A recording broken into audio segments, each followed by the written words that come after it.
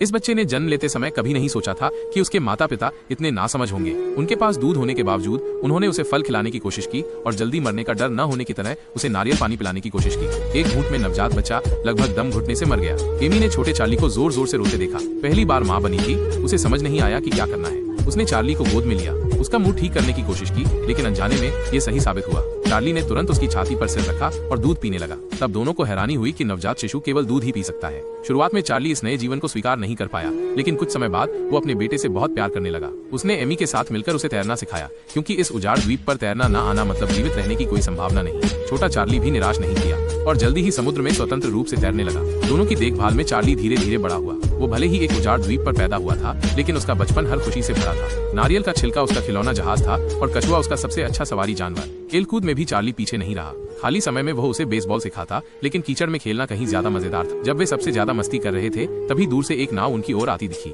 उसमें एक बुजुर्ग व्यक्ति था जो समुद्री हादसे में लापता हुए अपने बेटे को ढूंढने आया था। छोटे चार्ली ने भी नाव देखी। चार्ली ने उसकी ओर देखा। वह उत्साह से उछलने को तैयार था, लेकिन एमी के साथ नजरें मिलने के बाद दोनों रुक गए, जैसे कुछ कहना चाहते हो लेकिन चुप रहे। थोड़ी देर की खामोशी के बाद दोनों ने एक दूसरे का इरादा समझ लिया और छोटे चार्ली को लेकर वहां से चले गए। उनके जाने से नाव पर मौजूद बुजुर्ग को लगा कि ये उसका बेटा नहीं है और उसने नाविकों को दूसरी जगह तलाश करने का आदेश दिया।